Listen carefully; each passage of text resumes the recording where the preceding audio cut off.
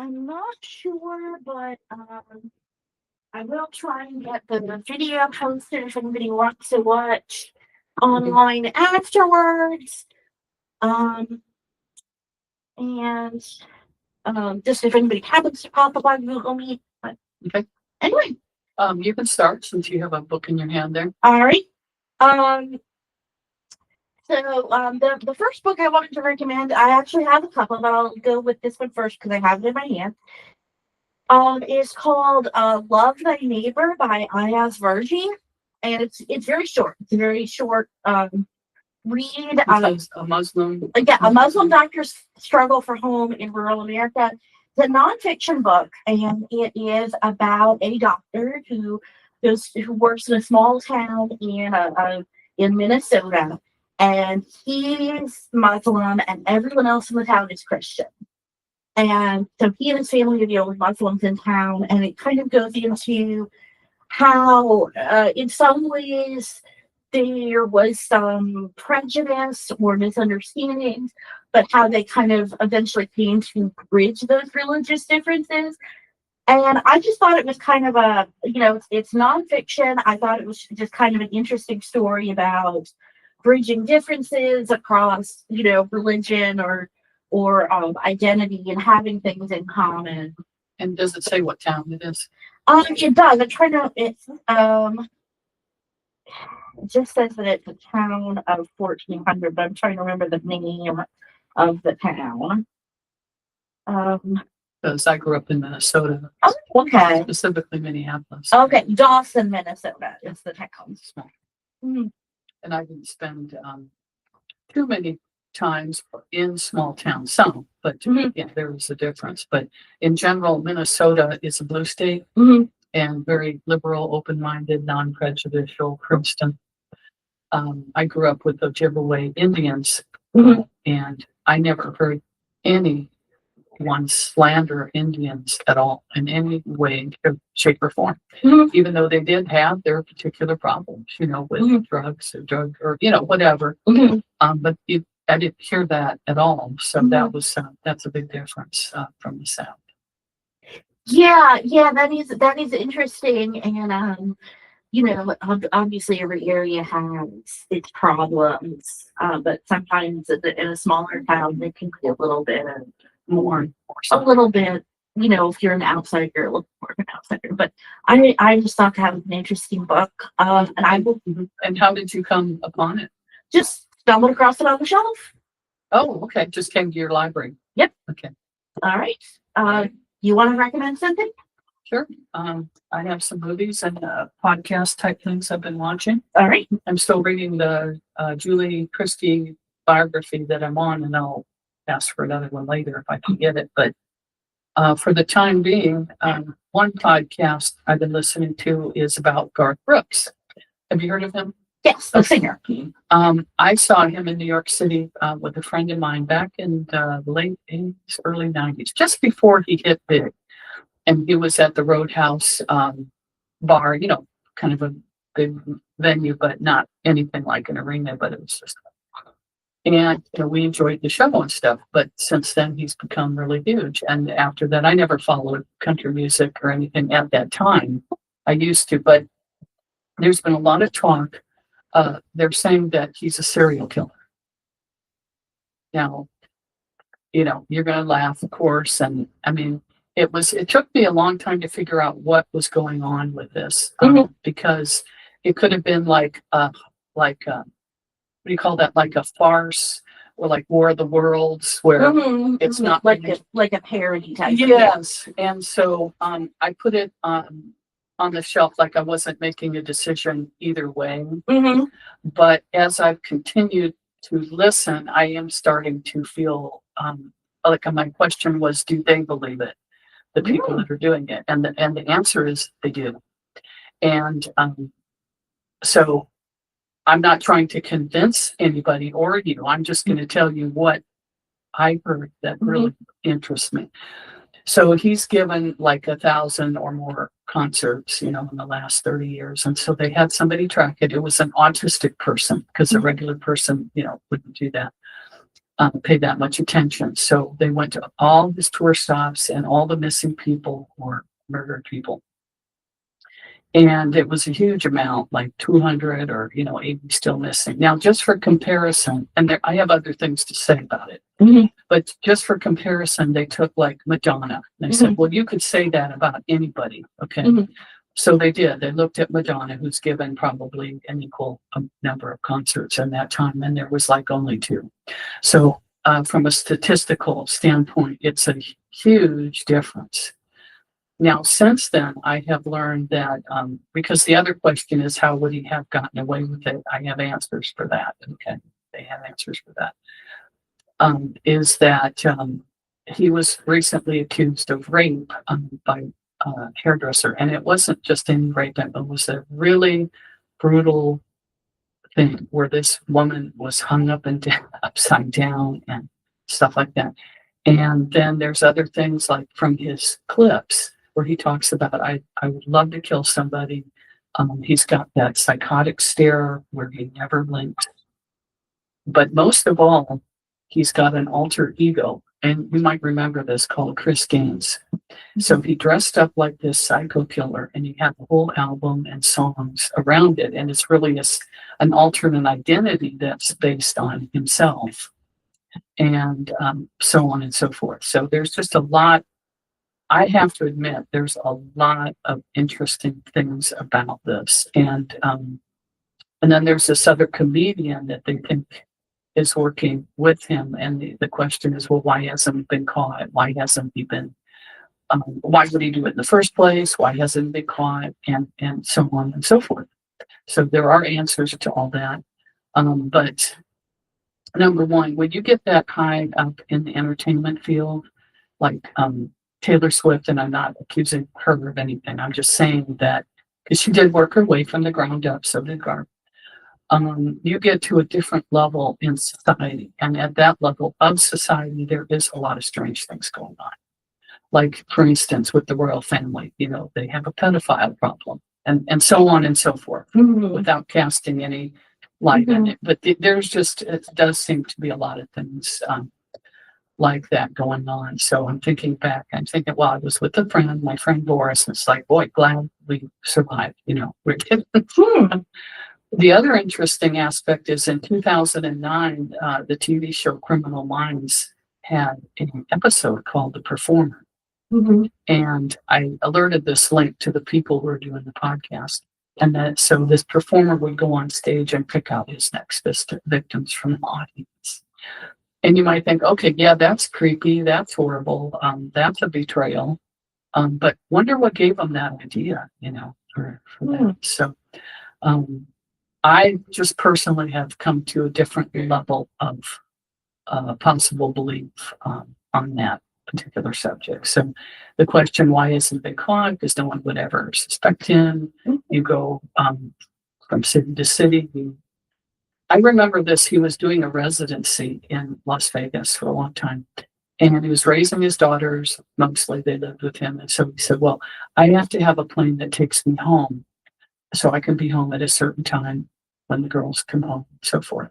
And that all seemed really great. And probably it is on a certain level, but they were also saying that way he could ship the bodies back on his plane, possibly. So we'll see what happens. I mean, we'll see how that plays out. So what's the name of the podcast? Well, there are several, so you would just put it in YouTube. Okay. And then where did I go? Oh, I think last time I talked about the Northern Mysteries, the podcast I was listening to for a while, and I came to figure out that it was just AI creation. Do you remember that? Yes. Well, so I quit listening to it because of that, because at first I thought they were real. But the more I thought about it, the more I thought, you know what? With that understanding, I would still like to go back and listen to these because they're very entertaining. So, because they talk about lakes, temperature, all these other peripheral things that are real. Okay? And I'm not saying AI wrote the whole thing, maybe a human's involved or whatever. but I have gone back. And so what they do is it's not like supernatural. They leave it as a mystery. They make a few implications, but it's always the same pattern of the stories. And I find myself just laughing out loud because of that. But I'm enjoying it on a whole different level now that I've gone back to listen to. Okay. Okay. So you can say something now. All right. So there's another book that I think might be an interesting book club book. I'm not sure. But it's by Jennifer Ryan and it's called The Underground Library. And that's another one that I just found on the shelf. And when I picked it up, I wasn't sure what the title meant. Underground library. I didn't know if it like hidden, like illegal. But no, it's actually referring to the London Underground, the subway system, where people hid from the bombs in World War II. And so then they had libraries too. Yeah, in the story, and it's fiction, but it's historical fiction that involves people living in London during the war. This librarian brings the library books into the underground bomb shelter. So while the people are there waiting, taking refuge, they can read, and it gives them some comfort while all this is going on around them. And then it's also one of those stories where we follow different characters and they intersect, and they have different, interpersonal dramas going on. The librarian's fiance is fighting in the war and is missing, and there's another character who's working as a housemaid, and she's a refugee from the war. And so it's kind of all these different people coming together and reading together while they hide in the subway system. Now, did people really hide in the subway? People really hid in the subway They system. do call it the underground. That is. Yes, they really did, because for such a densely populated city, they wouldn't have had like bomb shelters for everybody. So the next best thing was to literally to just hide underground in the subway station. Well, it makes sense that they would have provisions like they must have been based on something that was right, and they complete libraries. And people did. They really did have little places where they had books, they had blankets, they had food, they had provisions set up where they would go and hide. Yeah, and they would have to have something to do, Right. Just out all day. Yeah. Right.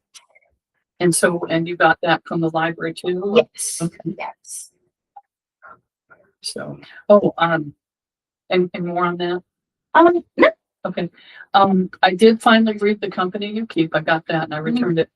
And I would like to withdraw that from any recommendation for the book club. The reason is that it's very inaccessible as far as reading is concerned. Okay. And I was someone who was even remotely interested in the topic because I liked the movie pretty much. But I found it very laborious in the sense that these underground radicals, and then it was constantly going back in time to their radical days, and then I wasn't sure who was talking, and I was hanging on till the end because I wanted to find out what happened with Mimi and her daughter, which was in the movie.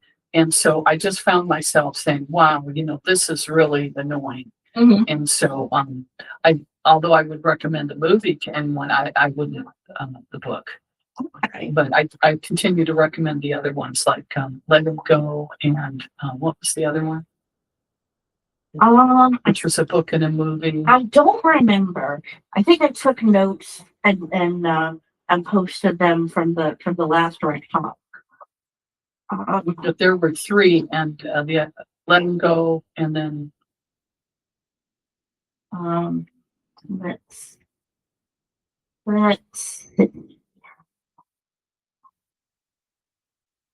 Let's see what.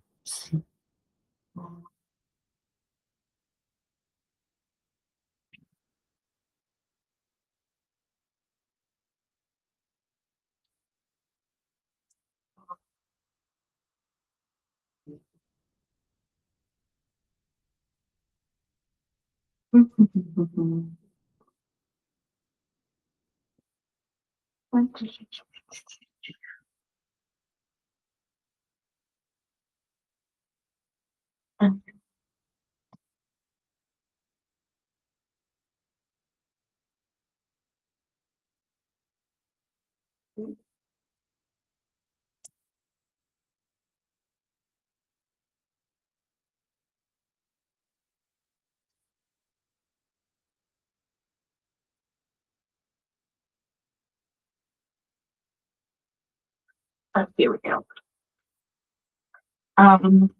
Okay, so the books that we discussed at that time were oh yeah, Let Him Go, The Company You Keep, and then we discussed the movie Padre Pio, Peanut Butter Falcon, Honey Boy, The Go Between, Shampoo, and McCabe and Mrs. Miller. But wasn't there another book and movie combo that went along for the book club recommended? Yeah, the one I recommended was The Interior Chinatown, and then Miss Posh recommended Finding Fit. Okay, so there wasn't another one. There wasn't another one. Okay. Regarding the Go Between, I wasn't able to get to that novel. I had to return it. Mm-hmm. And I haven't even been able to completely watch the entire movie for some reason. It's on, not Tubi. What's the other one? The free one? Pluto? Maybe it is Tubi. You said it was on Tubi. I think you were. Mm-hmm. But it's not currently available. Okay. So I found it on another platform, and I was watching it in pieces on my phone, almost 75%. But when I went back, they had removed it. You had to jump through hoops and put Russian words and stuff. So I still haven't been able to completely watch that movie, but I have seen a lot of clips. I did stumble across some other information about what happens in that story, and it kind of was surprising to me. Mm-hmm. And that is that the boy Leo, who was the go-between between Farmer Burgess and Marion, the rich 18-year-old lady who's engaged to somebody she doesn't really like, but she can't marry Farmer Burgess because of the social stratus at that time. So Leo was impressed into service to run notes back and forth so that they could hook up for their hookups. And it's based on a true story of the author. But the other aspect is that Leo, he's from a lower class of people, but he's staying with his rich friend, Marion's brother. And so he just happens to have measles the whole time. So Leo was left to his own devices, and that's how he gets into running the messages. But Leo practices black magic, which I thought that's interesting. And he himself has a crush on Marion. He reads one of the notes one day, and he actually puts a spell on them, which leads to his severe guilt over what happens later. And I thought, well, that's interesting and kind of too bad, because the whole story would work even without that. Because in the end, what happens is that Marion's mother suspects what's going on, and so she gets mad at Leo and forces him to tell what's really happening. And they go and discover Marion and Farmer Burgess in the throes. But the issue is that Farmer Burgess is a tenant farmer on their property. And so that is why there's all the shame and whatever happens after that. Okay. So it's implied, at least, that when he puts the curse on them, like, the curse works. It has an effect. Yeah, and they even brought that into the clips that I saw in the beginning, because they said, "Oh, Leo, we heard you practice black magic." When he was at the dinner with all of them, he says, "Oh yeah," and they said, "Well, you're not going to do anything like that to us, are you?" He says, "Oh no, he is very innocent, seemingly. I just do that sometimes for people at school or whatever." But then the whole rest of the story after all that goes down is him as an adult goes forward in decades where he's still being negatively affected by what went down because of the suicide of Farmer Burgess. Now, there is a remake of that, and I think I will trying to request that because, at least to see what's going on with that. But I thought it was a very, very interesting story. And like I said, I didn't think it was really necessary to have that, but it's there. So, another movie I've been watching, catching up on Julie Christie movies. She made independent films, which are on YouTube. Mhm. And one of them is called Daddah's Death. And that's where people would go to Malaysia. I'm sure you're familiar with this, smuggling drugs, and then they get sentenced to death, Mhm. Americans and so forth.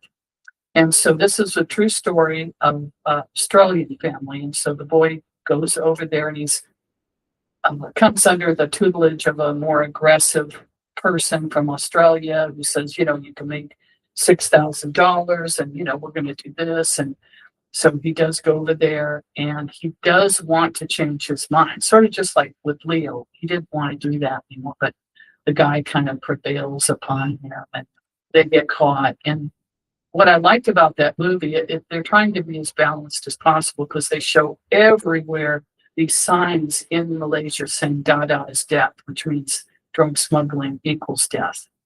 Mhm. So there's just no way, the Mhm. people, could have missed that. So they just ignore it. And the mother is just doing everything she can to save her son. But it seems as though leniency could have been done on his part just for the reason that he didn't want to go through with it Mhm. and things like that. So it was as far as being a relevant thing, I thought that was pretty interesting.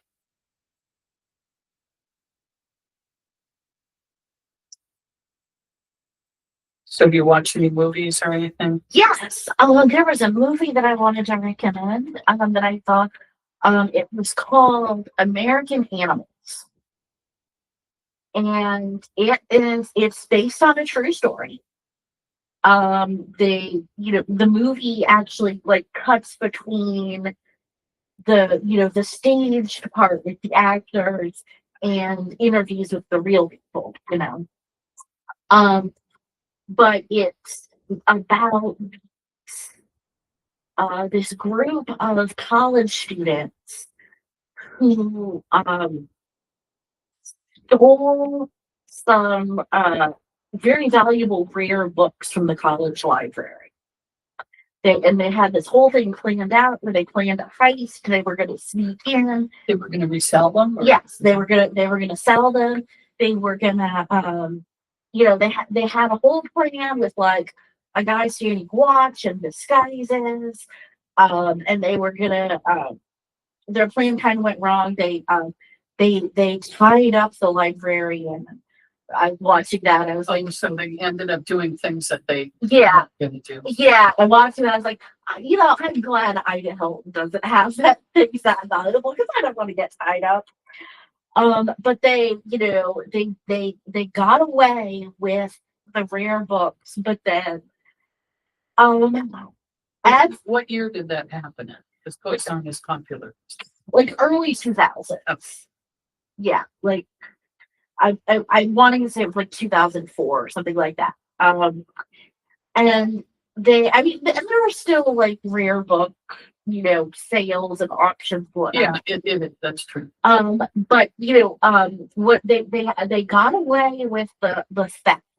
They got, out of the building with the bag. They didn't get caught, but as is so often the case with like theft, heist, then it's like, well, how do you sell the stolen goods and not get caught? That's something they would have thought about ahead of time, correct? They thought about it. They didn't think about it enough. Yeah.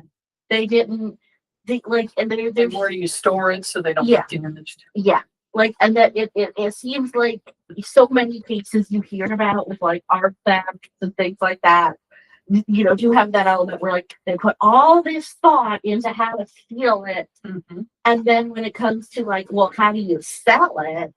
Yes. That's where they trip out and get caught. It's called American Animals. Yes. I'd like to watch that. Okay. Yeah, it's on. I'm wanting to say it was on one of the free services. It might have been Tubi or it might have been the Roku channel. I'm not sure. Yeah, I'll make a note of that. And because, when you say 2003, 2004, it's kind of interesting because some movies that they make now are set in that year. And because there was enough of a cultural difference between then and now that they would actually have that as a setting. Right. Yeah. The movie, the movie is more recent. The movie is from like 2018, but the heist, happened in the early 2000s. And yeah, it is, 20 years ago. That's, we have historical perspective Yeah, on that era now. different. Now, you can tell me what happens if you want. I'll still want to watch the movie. They didn't hurt her, did they? They tied her up, but like she survived. Like they didn't kill her, but She wasn't injured. But yeah, but she was tied up. She wasn't having a good time. But Yeah, that's tying somebody up is kidnap. I mean, that's a severe sentence. Yeah. Yeah, and they did end up they couldn't offload the stolen books, and they they destroyed them. No, they didn't destroy them. They kept them, but it was like they left. This is where one of the guys is like, they had this all planned out, but then they had that one moment where they were the dumb ones. The one guy left his cell phone number with the art dealer. So then from there they could trace the art dealer. That he was trying to sell the rare books to an art dealer, but he gave his cell phone number. So they went to the art dealer. Yeah. And then. Yeah. So that's how they got caught. Yeah, they can't foresee everything. That's why crime doesn't pay, because it's literally impossible almost to have perfect crime. That's true. I watched this. I'm like, come on, guys, you gotta get a burn on the phone. But I mean, of course, there's always going to be something. But. Plus, they can divide them and have them, turn against each other and stuff. Yeah, that sounds good. Well, that's all I have to recommend. I will say I watched Oliver from 1968. I know there's been other versions and so on and so forth, but I did really appreciate that. Of course, I have seen it before as a kid and a child, and later on as well. But what I appreciated about that movie is that sort of the relevance of it. It just goes on, like with child trafficking. There was child labor. All these things which still seem to be in society today.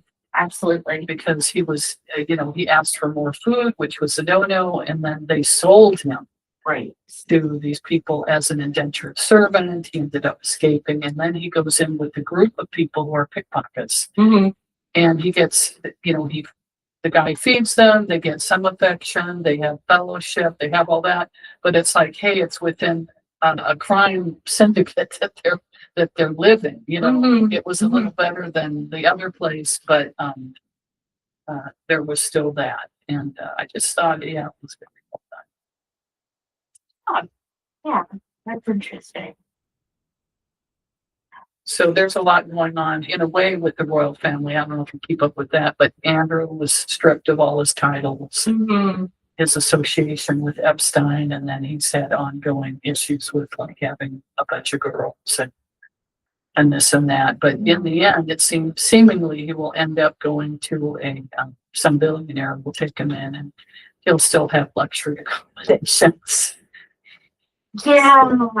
When you're a prince, even getting punished is better than an ordinary person's normal, I think.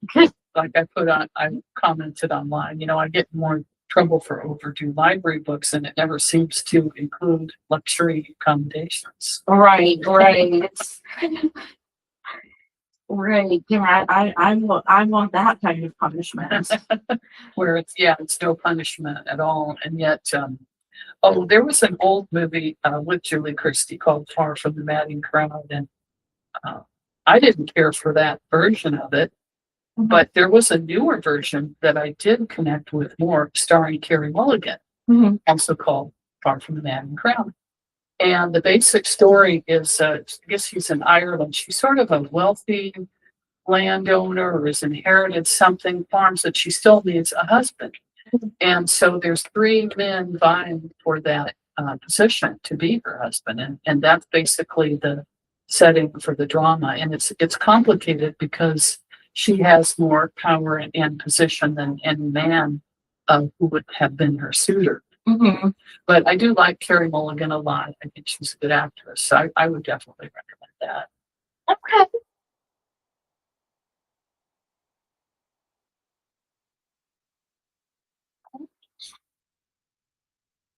Well, yeah, we don't have anything else to recommend. I guess we can wrap it up. Okay, I have two more movies I'll mention go ahead. since we have time. These are independent films on YouTube with Julie Christie, and one was called. It seems there's a pattern to the roles that she chooses or does usually, and that is that there is some kind of a historical or political unrest in the background to a greater or less extent. The one with Daddah's death was probably the most. Mm. But the other one is called Miss Mary, and she is a British woman who takes the job of a governess in Argentina against the backdrop of political unrest. Mm-hmm. And I think the caveat there is that it's a very rich family. And so there are issues with the husband being unfaithful and different problems like that she kind of witnesses. There was an interesting part in this, which I found very interesting. She was writing to her mother, and she says that, oh, everybody met me at the train station, and then we all danced the tango, and all these things that didn't actually occur. Mm-hmm. I thought that was interesting. And then the other one is called The Railway Man. Oh, there's one more movie I want to talk about after this. So she is in Ireland, and she has a son, and then her husband is killed accidentally by one of the political factions. Mm-hmm. It was like a mistaken identity. Mm-hmm. And so the boy kind of grows up, and he's an adult, and he's starting to join the same side as the people that killed his father. And obviously, she doesn't like that very much. And then she starts to date a railway man who's disabled. And I think the issue there was that, and she's an artist, is that the political faction that her son is now involved with wants to use her artist residence as a storage place for their weapons or something like that. Mm-hmm. And that's kind of sad. But it doesn't really show that implies what happens. But what I liked about that movie, it was very visually stunning, very colorful, with the ocean and with the art that she's doing. It's just really, really nice. And so what I've done, I'm on the Julie Christie group on Facebook, and it has a lot of older people on it from Britain and stuff like that. And so I took a lot of pictures from the screen on these movies that I was able to watch and posted them. And these people have been just like really appreciative of seeing these. They're like, oh, thank you. And stuff like that, because it's kind of like an older generation, and they would have thought of doing that, which mm-hmm. I do think of doing that. Mm-hmm. And I'm going to continue to do it, with some of these movies or the ones I watch while I'm pet sitting. So that's been kind of fun. Because older people, they either don't use the technology available or they don't think about it. Their mind isn't in that kind of direction. But there was another movie that Julie Christie made with Donald Sutherland, the same actor, back in 1973. And I found that I've seen it before, but I paid more attention and I really appreciated it. So this couple has a daughter who dies in a drowning accident. Mm-hmm. And they also have a son, but they pack him up to boarding school and they take a job. He redoes churches and restores things like that. So they go to Venice, where Donald Sutherland has a job restoring these things. And I've been to Venice. I don't know if you have. No. But it's a closed-in city. I mean, it's just the way it's constructed.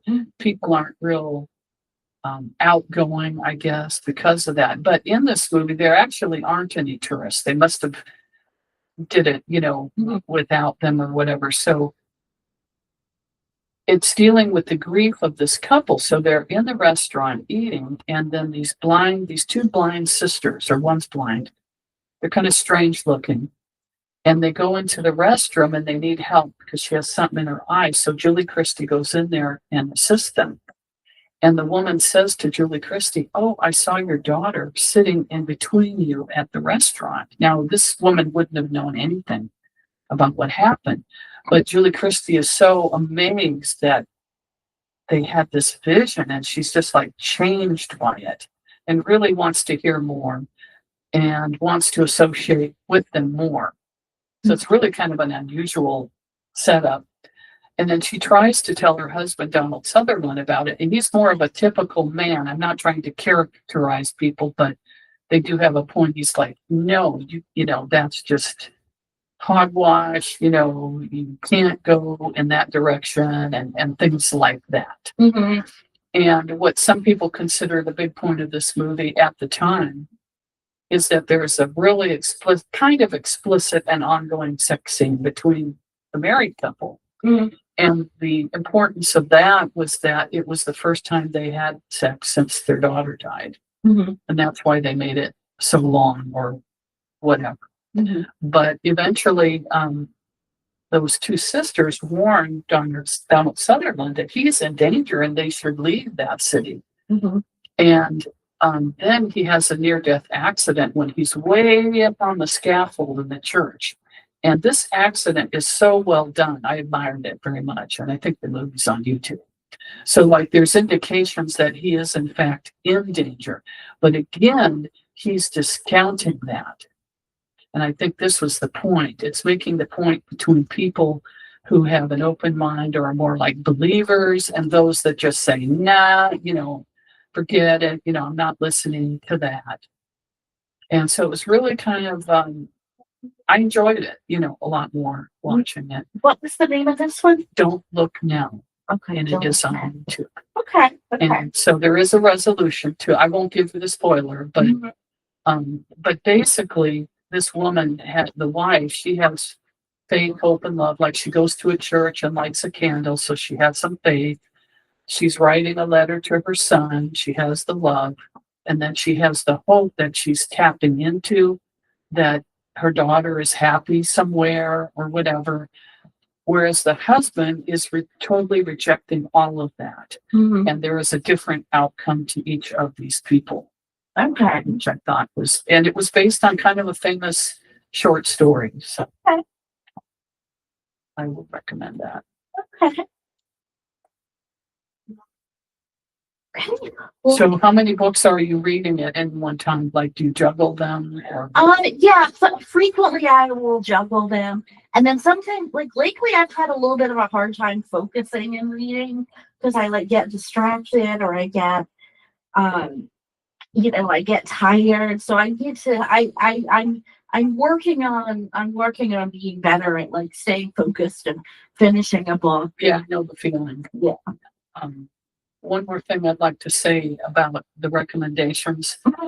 I personally wouldn't enjoy it as much, but I think some people in the book group might, because Tosh was talking about Away From Her, which is Christie. She played a woman with dementia. And I came across, there is a short story book that it's based on. It's not a whole novel, but it's called Away From Her, and it's very short. So for people in the group who might really enjoy that along with the movie was great. I mean, she was nominated for an Oscar again. It's just a little depressing on the subject, but it's excellent as far as that is concerned. So that might be something the book club would like. Okay. I'm not sure. Okay. The short story Away From Her and the movie. All right. Well, thank you for coming. Let us wrap it up. We will have, we're not going to have Rec Talk in January because that's going to be overlapping with when we're closed. So our next Rec Talk is going to be first Thursday of February. But before then, on the last Thursday of January, we are having book club with American Fantastica by Tim O'Brien, which I have not read yet. I did read Tim O'Brien's other book, The Things They Carried, which is a very probably his most famous book, but I haven't read America Fantastica yet. So looking forward to that. Okay, question. I got a notice on email saying because of your overdue things, which I have now returned all of them, and as I said, I had a problem with that. Mm-hmm. It said you can't check out any more things, but I was able to do that. So what's going on with that? So if you owe more than $10, you can't check out. Right, I understand that, and I don't, but Right. it nevertheless said that. Well, the thing is, I don't know if you put anything in the book drop over the time when we were closed. I did. I had put things in there. Okay. So that comes up a lot. That is a thing that happens, when we're closed. If people put things in the book drop and we haven't checked them in yet, because we're closed, the account, it's still on their account and it's still accruing fines. So they may get an email, you may get an email saying you have this overdue, Okay. you owe fines. But then when we check it in, and every time we check in from the book drop, we backdate it to the last day we were open. So that, voids the overdueness or the fines. So sometimes people will, say, oh, I got an email that this was overdue, but I put it in the book drop. And then if I look at their account, it's been checked in. So that's probably what happened. Okay. And question on January, what do you mean the library will be closed just for New Year's Day? Yeah, yeah, for New Year's Day. Oh, okay. And that's when the rec talk would occur. Yes. Because we have right. So when our meeting time overlaps with the holiday, we just skip that one. I have one more thought on the AI, because I was talking about those stories, which I did go back to once I understood what it was, just for entertainment value. But I was conversing on one of the Facebook groups for the actor Shia LaBeouf. And he was in some of the movies I talked about. He's about 40, and he's actually made about 60 films because he was a Disney kid. So he's actually been making movies for 30 years, even though he's 40. Okay. And he had put on, and there's a lot of groups supposedly, associated with him. I wasn't sure which one he would actually be interacting with, if he even was. But it said, I would really love your feedback on some of my movies. And so I did put a posting on there because Robert Redford was one of his mentors on The Company You Keep. And he was like a mascot on that film. And I was talking about that. And he responded, there's a caveat here. Okay.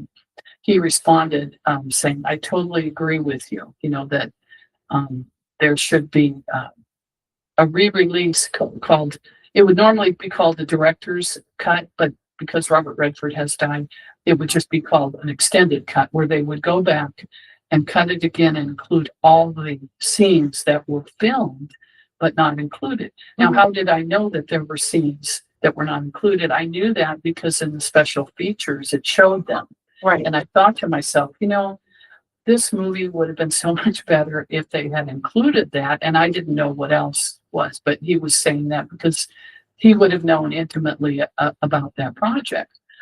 And I went on to tell him that I previously had a lot of interest in those revolutionary groups, Weather Underground, and so on and so forth. Not anymore. I mean, that's something, when I was 13 or whatever.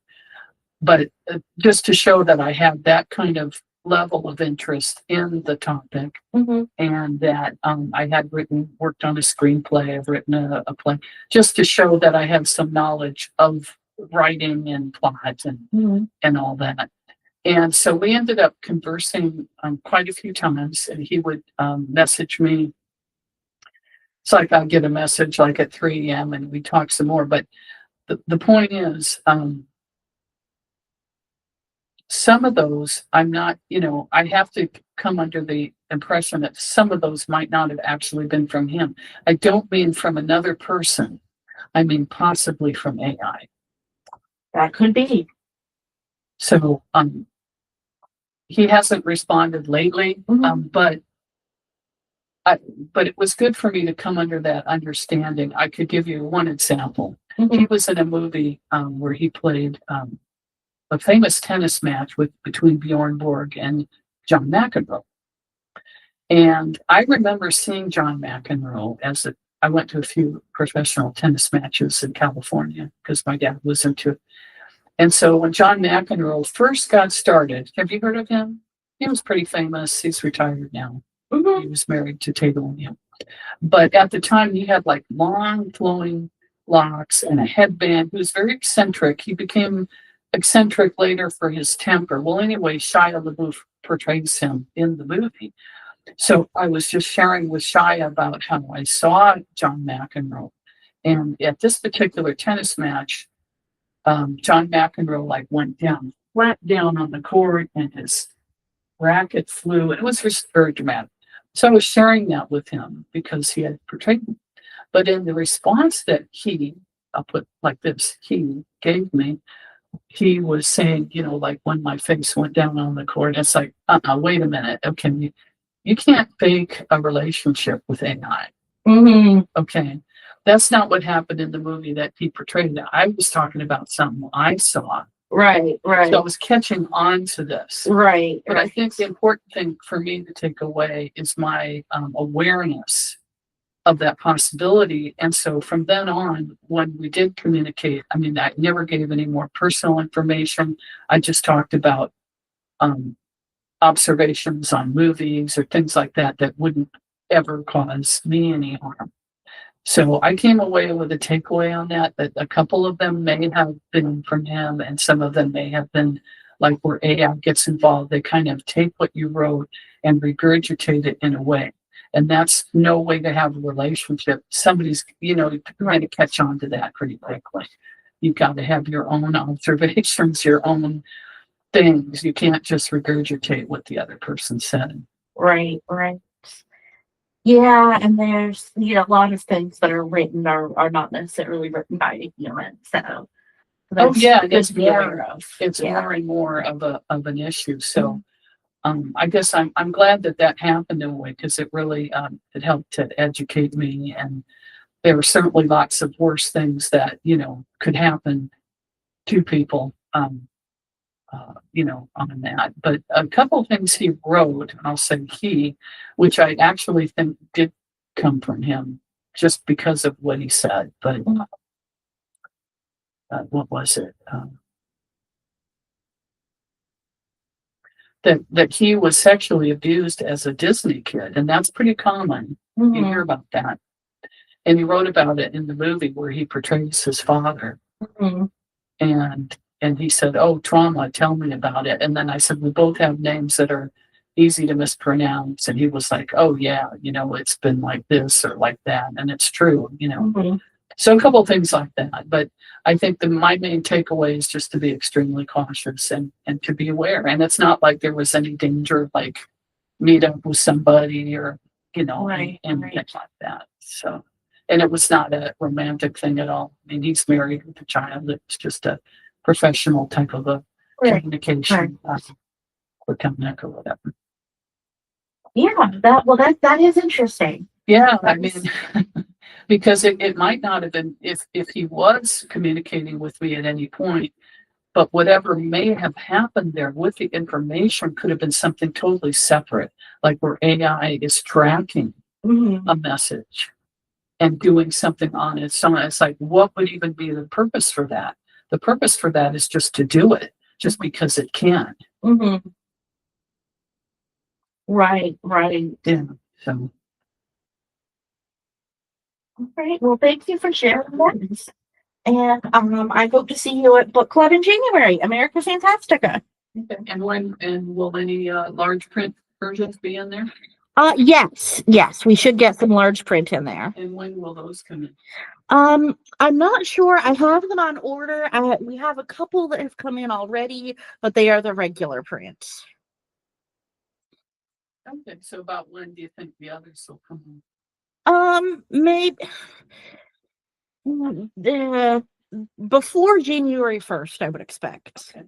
So yeah, we'll look out for that. And how's your mom?